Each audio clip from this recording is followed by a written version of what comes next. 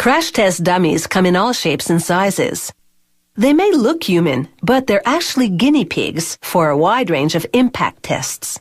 How do they make dummies whose form and structure mimic the human body? Here's our version of Crash Test Dummies for Dummies.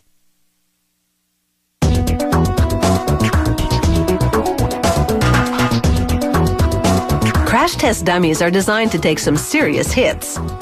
Automakers use the crash data that they provide to build safer cars, vans, and trucks.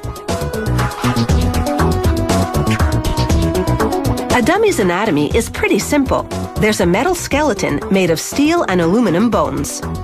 Those bones contain load cells, electronic devices that measure crash force. On the outside, the dummy's skin consists of a vinyl covering.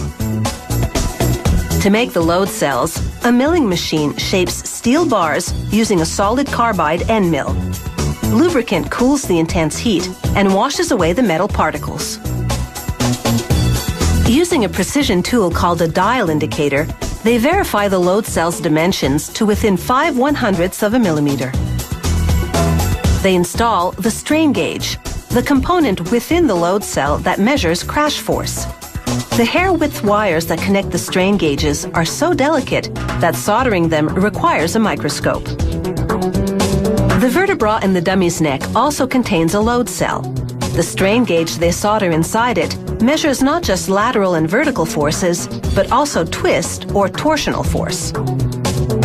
Now they lay out the bones and corresponding load cells that will be connected to the dummy's rib cage. To make the rib cage, steel bands are bonded to a flexible damping material. This material was originally designed to deaden sound in nuclear submarines. In a test crash, these dummy ribs compress the same way human ribs do. A technician bolts the entire rib assembly to the spinal column and covers it with a plastic chest plate called a bib.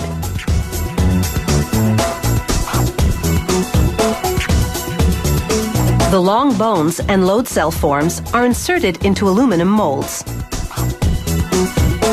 Then workers bolt the molds shut and pour in liquid vinyl.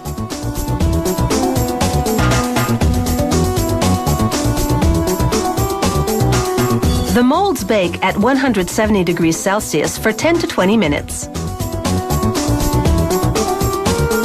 When they come out, the first step is to cut away flash, the excess vinyl that oozed out of the mold during the baking process.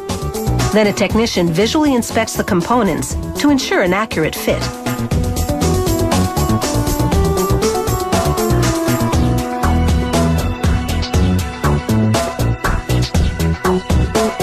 This is no ordinary vinyl. It's specially designed to resemble human flesh in consistency and density. This gives researchers realistic crash data.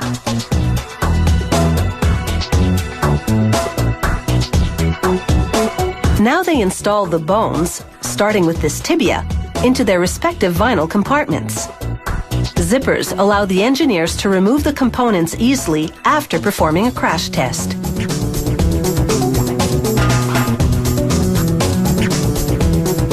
A technician bolts all the dummy joints in place and ensures they have a human-like range of motion.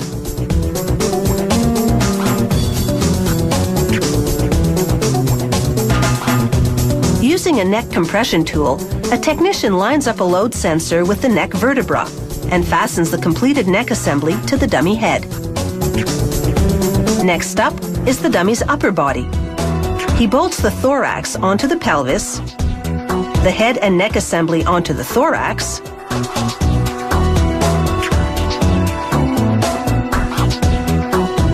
then fits a vinyl jacket over the chest.